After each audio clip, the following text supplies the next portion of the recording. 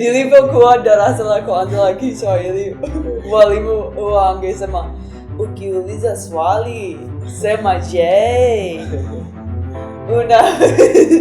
Je. I get out of my home. You see like 12 different plants. I go out like a million of trees and plants.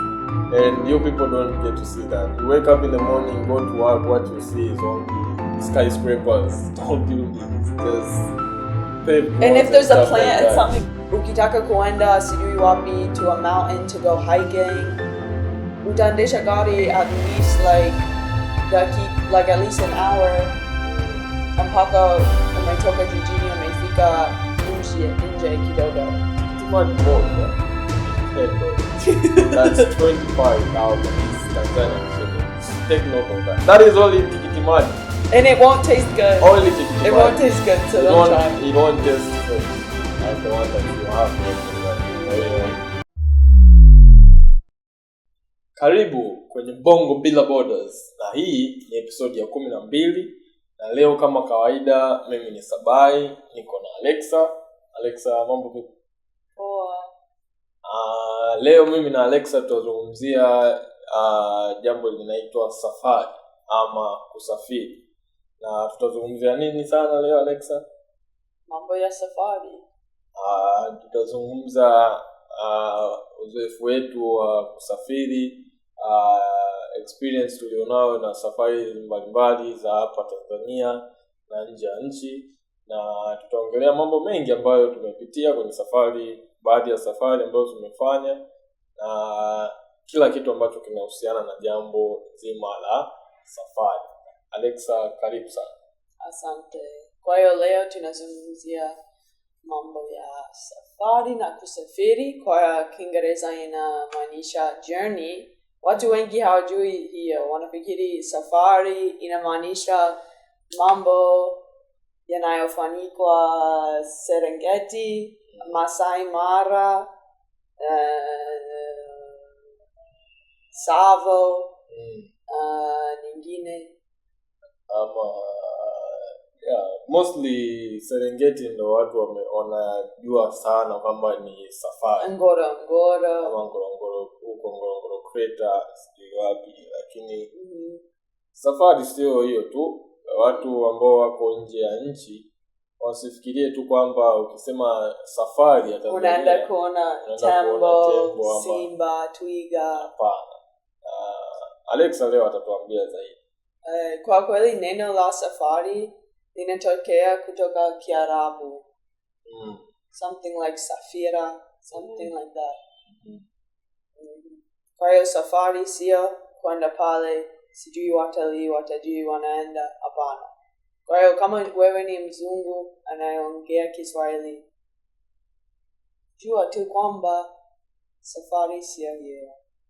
Yeah, the main thing about safari ni kusafiri. Yani kutoka point A kwenda point B.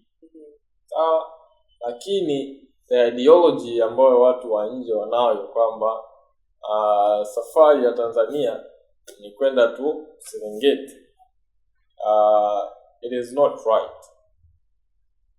Ukija Tanzania kuna vitu vingi sana vya kufanya. Kuna safari nyingi sana ambazo unaweza ukaenda. Kuna kusafiri huko kwenda Serengeti kuangalia Ngorongoro, huko wanyama wa kule, lakini pia unaweza ukaamua kwenda Zanzibar.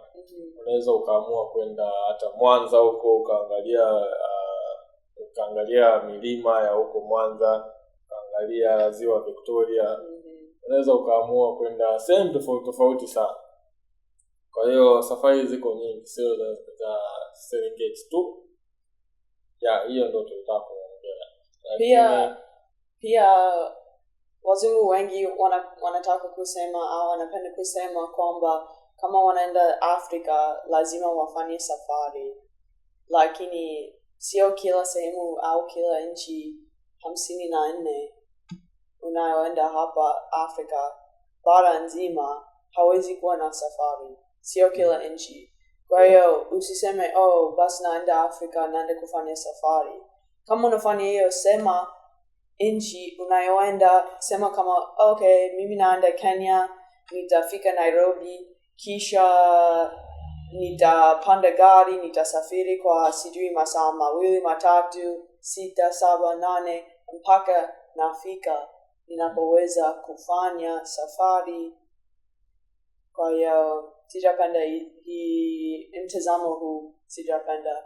Haswa ukiwa Marekani au Ulaya, watu wanafikiri tu kwamba ukienda Afrika kila sehemu au kila nchi na ndio unaweza kufanya safari. Unaweza kufanya safari kweli ukienda sijui wapi, Libya. Unaweza kufanya safari ukienda Senegal. Sijui.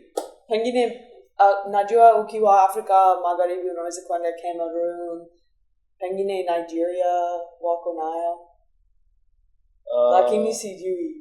I believe kwamba hizi nchi za Afrika kuna sehemu ambayo unaweza kwenda ambayo ina nature reserve. Unasemaje nature reserve, nature park? Yani ina sehemu fulani za vivutio vya asili ambazo unaweza ukaenda ukaona wanyama kadhaa ama vitu fulani ambavyo ni vya asili na vinavutia. Lakini Afrika Mashariki najua like duniani kabisa Afrika Mashariki inaonekana sehemu kuu ya kwenda kufanya safari. Kwa hiyo ukimwambia mtu kwamba naenda Afrika, naenda kufanya safari, wanafikiri wanaenda kuona tu Masai, lakini sio kweli. Watu wengine wanaamua kwenda Afrika Magharibi kufanya safari au sijui wapi, Angola, Namibia, South Africa. Tumeanza lakini hatujafanya icebreaker leo. Icebreaker leo Alexa, tuambie ni icebreaker gani leo? Okay, icebreaker ya leo ni je, unapenda nilipokuwa darasa la kwanza la Kiswahili, walimu huwa angesema ukiuliza swali sema je. Unapenda mimea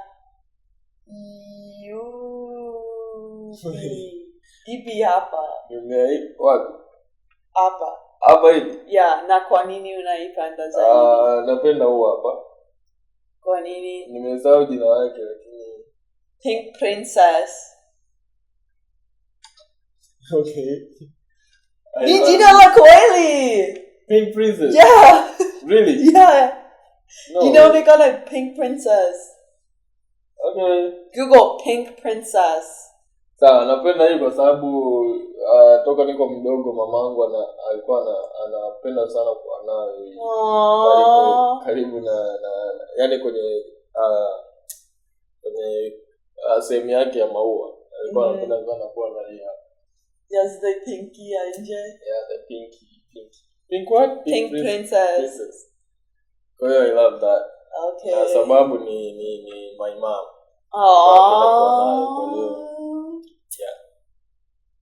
Wewe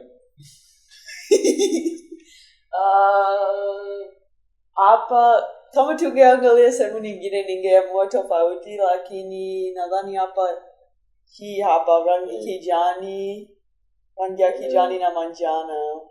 Hii hapa hii chini. Yeah. Ebu beba waonyeshe. Naipenda sana kwa sababu inaonekana mtu amechora. Mtu amechora? Okay. Yeah. Sawa. Kwa Alexa napenda hii. Hii inaitwaje? Green and Yellow Princess. I'm kidding. Sijui. Is this the name? Yes. Pink Princess. Okay. Alexa anapenda sana maua. Anapenda mimea na kila kitu kinayohusu mimea, maua and stuff like that. Anapenda sana. Kwa hiyo kwa sababu ni msingi wa maisha. Yeah. Ukiwa karibu na mimea utapata oxygen nzuri. Itasafisha nyumbani, itasafisha nyumba, hali ya hewa itakuwa tu nzuri.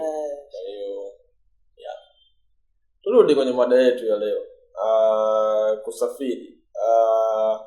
Alexa, mkiwa Marekani kule, mkiwa huko sijui Boston, ukiwa Washington DC, ukiwa New York, ukiwa Pennsylvania na majimbo yote ya huko, huwa kuna ideology gani ya watu? Yaani watu wanafikiriaje Africa, especially East Africa ama Zanzibar, sehemu kama Zanzibar, sehemu kama Kenya, sehemu kama like Tanzania, yani kwa ujumla yani okay. Watu wanafikiriaje? Yani the first thing ambayo inakuja kwenye their mind ukiwaambia, oh, do you even know where Tanzania is, where Zanzibar is? Okay. Kwa hiyo nitasema vile watu wa like kwa jumla wanafikiri, sio kila mtu anafikiri hivyo, lakini kwa jumla watu wengi hawajui mambo mengi kwa sababu maisha yao yote hawajafundishwa juu ya bara la Afrika nzima kote, yani kote. Kwa hiyo ukisema neno kama Zanzibar, wanaweza kufikiri ni Madagascar au sijui nini, kwa sababu inaisha na zar. So pengine wanafikiri umesema Madagascar au halafu unasema Zanzibar, wanafikiri hata sijui nini. Watu wengi hawapajui. Halafu kama wanajua watasema like, oh, like this is a once in a lifetime experience to go somewhere like Zanzibar. Ndio sio Marekani pekee, ni watu wa Ulaya tu, na unaweza kuona hivyo ukiwa Unguja au anywhere like Zanzibar, hasa Stone Town. Unaweza kuona kwamba watalii wanaofika hapo wanafikiri na wanafanya kila kitu kama ni mara yao ya mwisho ya kuwa hapo. Kwa mfano wanataka kufanya zile shughuli za watalii like jet ski, boat trip to islands, what is the other stuff they do? Zip lining, bungee jumping, yani crazy wazungu activities. Wanapenda kufanya kwa sababu hawezi kufanya hiyo wakiwa nyumbani, so mbona wasingefanya? Halafu hapa Waafrika waona kama wajinga, crazy, lakini wao wanafikiri kwamba wow, this is my once in a lifetime activity, blah blah blah blah. Na unaweza kusema watu wa kwa mfano Afrika Kusini wanaokuja Zanzibar kwa holiday wanafanya hivyo lakini tofauti kidogo, like they'll stay in the luxury resort, lakini wazungu wengi wanaamua kufanya shughuli au kwenda mkawani wengi kuliko staying in a hotel luxury resort, sijui. They want to do all the activities. The way you're saying it, it's like they are thinking kwamba that is like their only chance to like enjoy that, to have that sense of being in Zanzibar, doing all of those activities, and they feel very free, like they feel very like, kwa sababu like Afrika Mashariki is one of the most hospitable places in the whole world. They feel so free because when they get to the airport, most of the time their hotel or Airbnb already set up transportation for them. So there's someone waiting for them with a sign to take them to their cute little place that they're staying, okay? Whether it's Airbnb, even a hostel where these like, you know, the young kids that come here. I'm talking about 17, 18-year-olds that you see come here staying in hostels. People think those are rich kids, okay? A lot of them are not. They have like $200 for the whole trip. They're staying in a room that has bunk beds. Really? They live in with their backpack, okay? And they get back on the train. They're just coming for travel, okay? And that's very normal because in Europe or America, you can go to places and stay in hostels like that where it's just a bunch of kids traveling because it's a part of their identity. And like the way they're raised is like they need to go travel on their own. That's what makes them a real person, like a full mzima. Because they learn many things. So the perspective now, barani la Kenya and Tanzania, watu wengi hawajui utofauti kati ya Kenya na Tanzania kwa sababu watu wanaongelesha Kenya na Tanzania wanasema tu Serengeti au Masai Mara. au Kilimanjaro. Okay. Kwa hiyo, they don't look at it as two different countries because when they come, wanapata visa anywhere that they need to get. Tourist visa for East Africa, which is Kenya, Rwanda, and Uganda. And then wakiingia Tanzania, wanaongeza visa nyingine ya Tanzania, and they can go wherever they go. These people are only using those special safari planes that are only going sijui wapi, Nairobi mpaka Serengeti, au Nairobi mpaka Kilimanjaro airport. They're not going to Julius Nyerere. Kama wanaenda Julius Nyerere inamaanisha wameongeza sijui package ya kwenda Zanzibar pamoja na safari. So, hata JKIA, sio lazima wafike hapo, wanaweza kuingia Wilson Airport, which is like more of a private airport. Wanafika Wilson mpaka wanapoenda. And I'm sure Masai Mara, watu wanaweza kuingia sijui uwanja wa ndege ipi hapo. Okay, we'll pause into that. Another thing that I want to ask is, how often do these people like travel from the US to countries like Tanzania, Kenya, and Africa generally? And why do you think they have that mindset of like, I need to go on a vacation to Africa? Okay. Like, why is that in their head? Okay. Tena msingi ni kwamba tena watu wanafikiri ni kuna mtazamo ambao watu wanafikiri hii ni mara yangu ya mwisho ninayoweza kufanya, ni mara ya kwanza ni na mwisho pia. Yani this once in a lifetime experience. Ndio maana unaona wazungu watalii wanaokuja hapa Kenya au Tanzania au Afrika kote nadhani, na ni wazee sana, yani wamezoeka, and unafikiri like huyu wanaweza kupambana na hali ya Afrika kweli?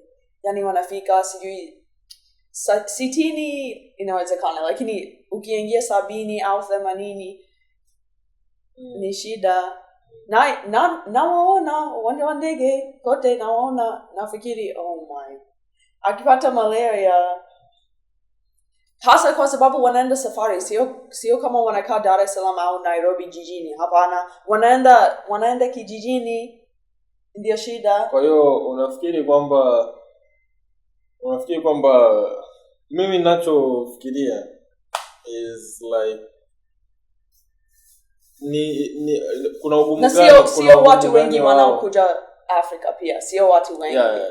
Kwa hiyo kwa mfano mimi nimekuja Afrika, sijui mtu mwingine maishani yangu yote except for my shangazi that I was raised around that even came to Africa or had any connection to Africa. Okay. So yeah. Kuna ugumu gani wa watu wa Marekani? Kwa sababu pia sio wazee tu, tumeona pia vijana. Yeah, vijana wengi wanakuja kwa ajili ya volunteer exchange program, volunteer, something like that, which are also sketchy, but we can get into that another time. Kuna ugumu gani wa watu wa Marekani kuwa connected to nature and environment, as in fresh environments, fresh like lakes, seas, kuona mimea, misitu, wanyama? Kuna inategemea uko umezaliwa wapi na umelelewa wapi, kwa sababu kuna watu wengi wa Marekani, watu wa Ulaya, watu wazungu wanaozoea kuwa karibu na mazingira fresh maishani yao yote. Yani wamezoea kufanya hunting, what is it? Mimi nimetoka jijini jamani, sijui hayo mambo. Camping, hunting, wamezoea. I'm talking about those people who are like in places ambazo ni like downtown. Okay, so watu kama mimi tumelelewa like New York City, Boston, not tumeka hapo like our whole life. Or like in more city areas, not rural areas, even towns, big towns. Ugumu ni kwamba hatujapewa nafasi like close to our house that is like an open nature park. Unaona tu like majengo, maduka, malls. Ukitaka kuenda sijui wapi to a mountain to go hiking. Utaendesha gari at least like at least an hour. Mpaka umetoka jijini umefika nje kidogo. That's different. Hii ni tofauti sana na I forgot how to say nature in Swahili. Ombile? Nature is what? Nature is wanasema mazingira lakini najua ni tofauti na hii. Ni kama mazingira tu. Yeah. Okay. Lakini ni tofauti kwa sababu hapa kuna mimea mengi ya like tropical. Nature is like a seed.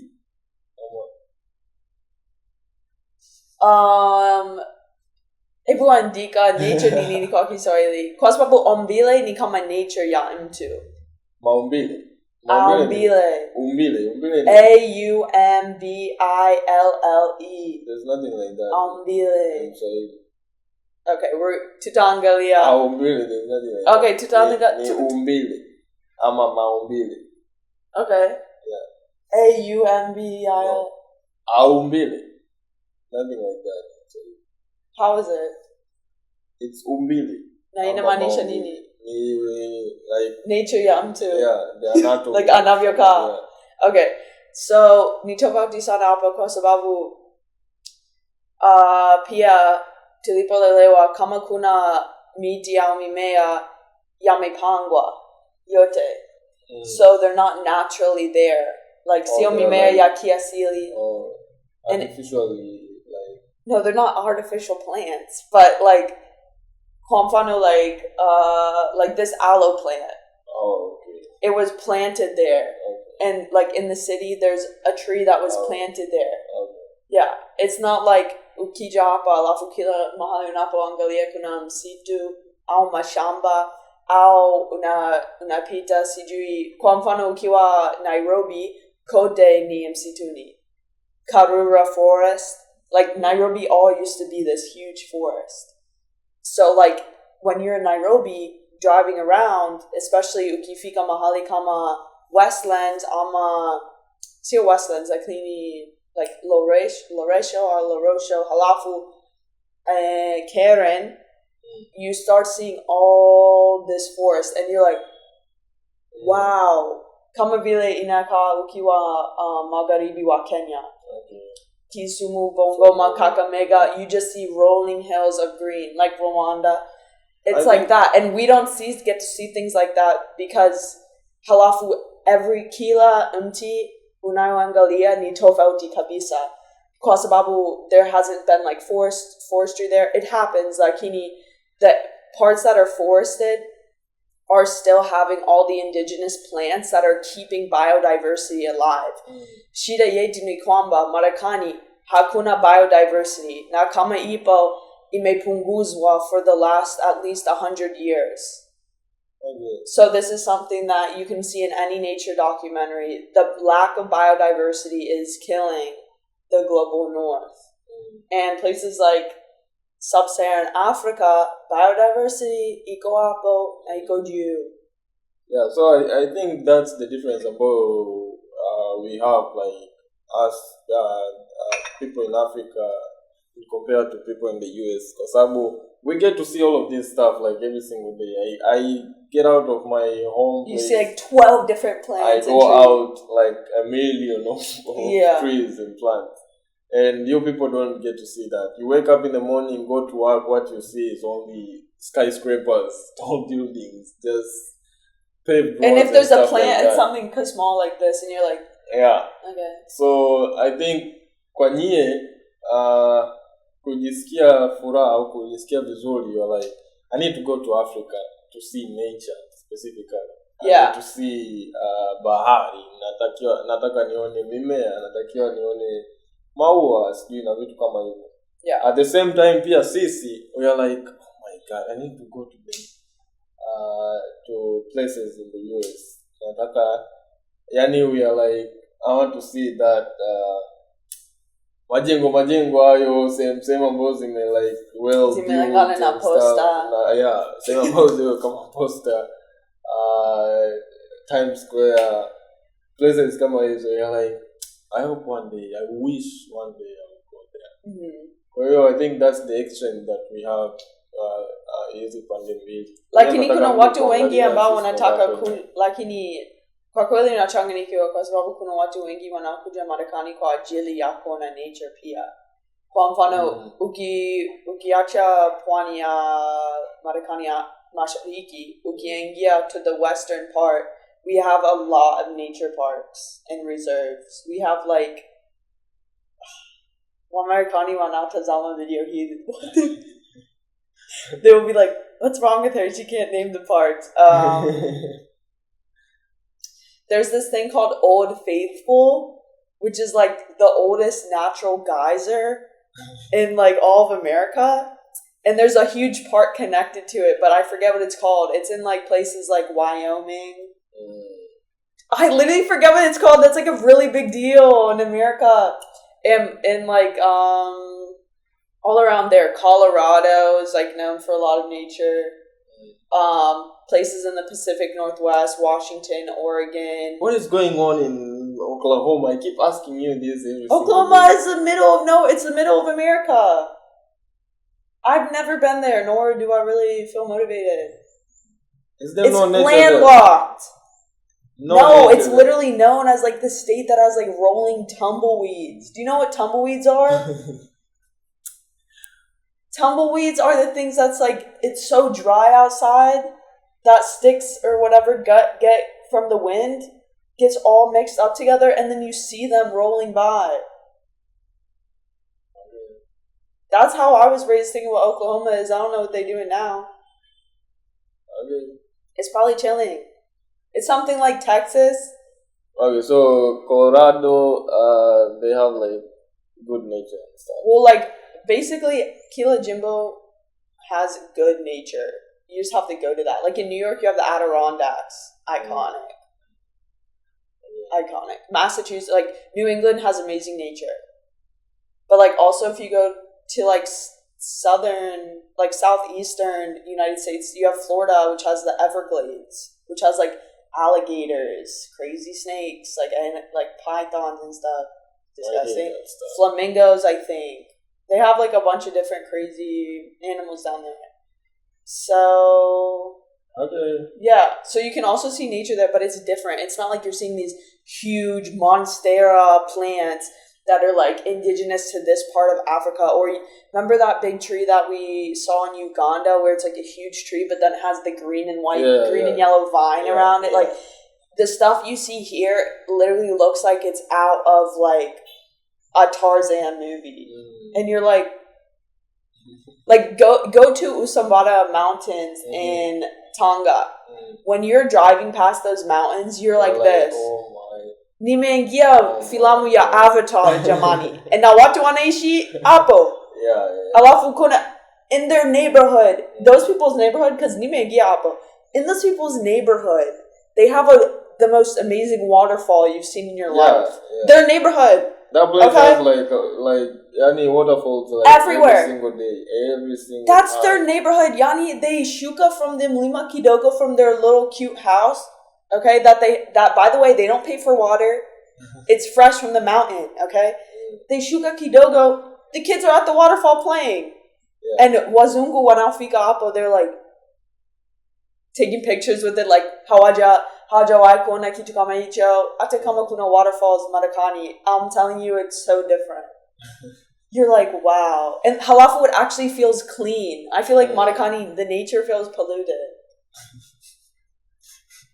Okay, kwa hiyo what I'm picking is kama we have like that good nature hapa in Africa, it also means that it affect pia our food products. Oh yeah. Like the food that we eat, kila kitu kinakuwa fresh kwa sababu we have like everything fresh. Kwa hiyo kitu unachotoa shambani, sijui kwenye mmea wote, it has to be fresh. Of which, the way you're saying, you people don't get to have that in the US. Right? For your what you have ni foods ambazo zimetengenezwa kiwanda and zimekuwa preserved. Mhm. And which also means inakuwa very expensive. Mhm. Kwa hiyo okay, let me ask. Ukija kama chukulia umekuja kama mtalii, sawa? Umekuja kama mtalii hapa Tanzania. Umefika barabarani. Acha niingie.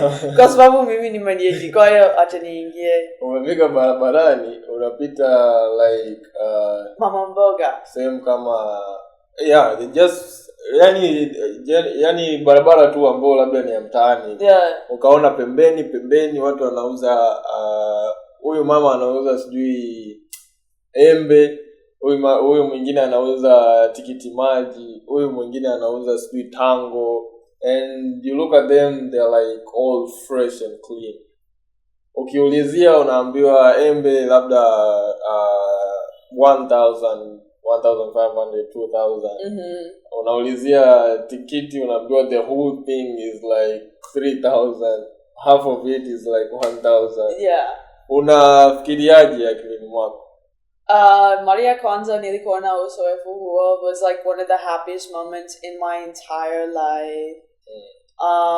And it's part of the reason, a large part of the reason, yani ni sehemu kubwa ambayo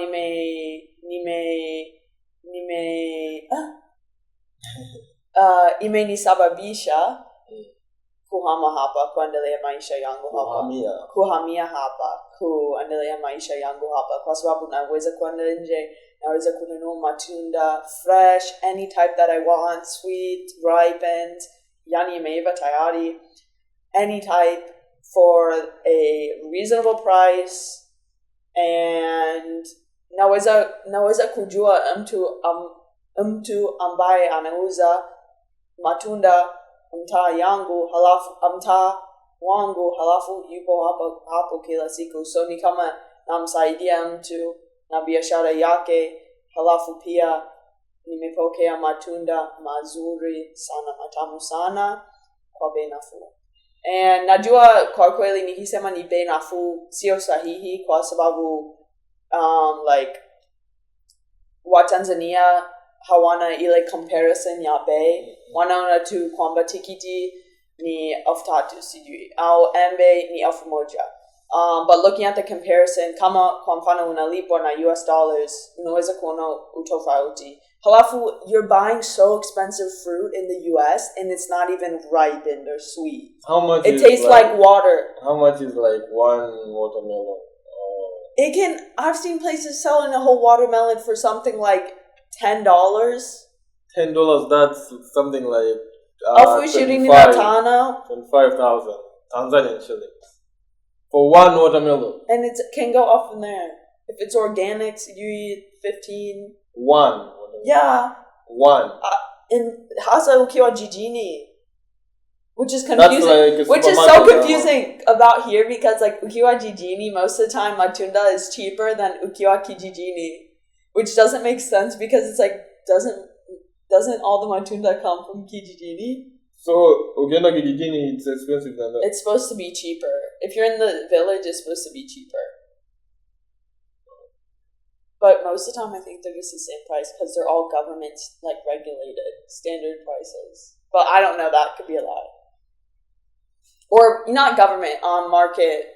People follow the market price. Okay, so you get 3,000 hapa Tanzania. Yeah. In Marekani, it is $10. Yeah, so 3,000 is like $1.50. Jamani, nakula tikiti maji nzima kila siku jamani. Sante. Na nimefurahi ku-support yule dogo anayeuza matunda pale. Kwa hiyo. Okay, so guys, you heard it first from here, Bongo Bila Borders. Tanzania tumebarikiwa, tuna asili ya mimea mizuri, tuna sehemu nzuri za kwenda kama vivutio. Pia vyakula vyetu ni bei in compared to US dollars iko very friendly.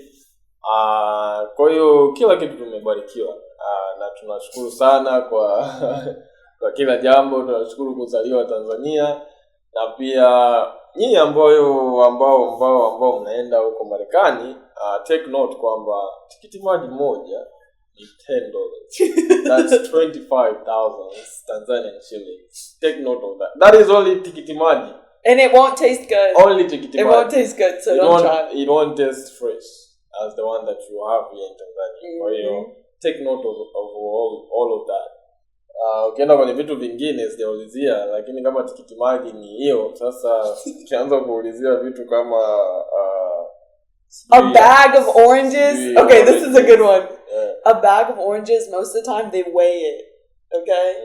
A bag of oranges can also be like $12-15. And it tastes like water. Mungu ibariki Tanzania. Kiafrika. Mungu ibariki Tanzania jamani.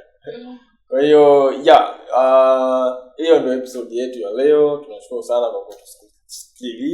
Tunashukuru sana kwa kutusikiliza. Na tunaendelea kukuahidi kwamba tunaleta content nyingi zaidi, na endelea kutufuatilia kwenye mitandao yetu ya kijamii. Kote tunapatikana kwa jina la Bongo Bila Borders. Na episode zetu zinaruka live kwenda paka Apple Podcast na Spotify Podcast, na pia tunapatikana YouTube kwa jina hilo la Bongo Bila Borders. Kwa hiyo wote kwa pamoja, that was Bongo Bila Borders. Thank you.